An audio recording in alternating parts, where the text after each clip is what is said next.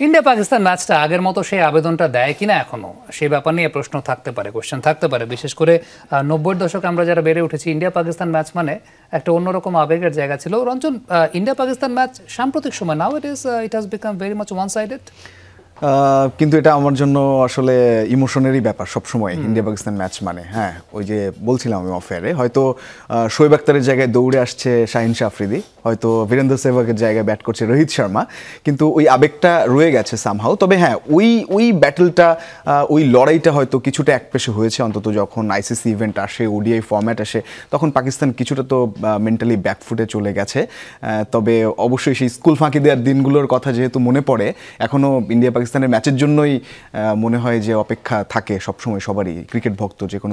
আমার মনে আছে যে মহেন্দ্র সিং ধোনি যেদিন সেঞ্চুরি করলেন পাকিস্তানের সঙ্গে, সেই ম্যাচটা মনে হয় ক্লাস ফাঁকি দিয়ে স্কুলের ওয়াশরুমে গিয়ে আমরা সবাই রেডিওতে শুনছিলাম। তখন আকাশবাণী ধরতে পারা যেত ইয়েতে, রেডিওতে সামহাও কোনো একভাবে আমরা ধরতে পারতাম। সো ওই স্মৃতিগুলো তো আছে। তবে নাও এখন বাস্তবতার ব্যাপারটা এরকম যে ক্রিকেট অনেক বেশি মাত্রায় প্রফেশনাল, আর সেই জায়গায় সৌহার্দ্যপূর্ণ সম্পর্কটাও আমরা দেখতে পাই ইন্ডিয়া পাকিস্তানের মধ্যে। রোহিত শর্মা নাওয়াডেজ বেশ ইম্প্যাক্টফুল ইনিংস তিনি খেলেন, অনেক ডিপ ব্যাটিং করেন না, বাট খুব ইম্প্যাক্টফুল। প্রথম 10 ওভারের একটা টার্গেট নিয়ে খেলেন। তার জন্য সবচেয়ে বড় থ্রেটটা শাহিন শাহ আফ্রিদি হন। পরিসংখ্যানটা দেখে আসি, তারপর আলোচনাটা কন্টিনিউ করতে চাই। রোহিত শর্মা শাহিন শাহ আফ্রিদির বিরুদ্ধে এখন পর্যন্ত ওয়ানডেতে 3 match, 2 bar out, strike rate 85.7, hand on hand. ব্যাপারটা এরকম না যে রোহিত শর্মা রান করেন না, রানও করেছেন, কিন্তু 3 ইনিংসের মধ্যে 2 বার আউট হয়েছেন শাহিন শাহ আফ্রিদির এগেনস্টে। বাড়তি সতর্কতা তো রোহিত শর্মারও থাকবে, শাহিন শাহ আফ্রিদিও চাইবেন রোহিত শর্মার উইকেটটা তুলে নিতে।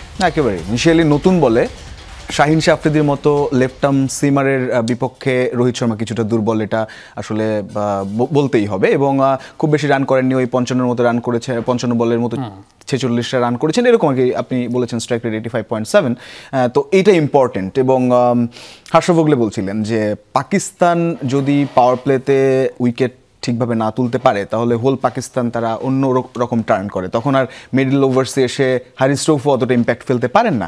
তো নাসিম শাহ কিংবা শাহিন শাহ আফ্রিদির উপর অনেক বড় দায়িত্ব।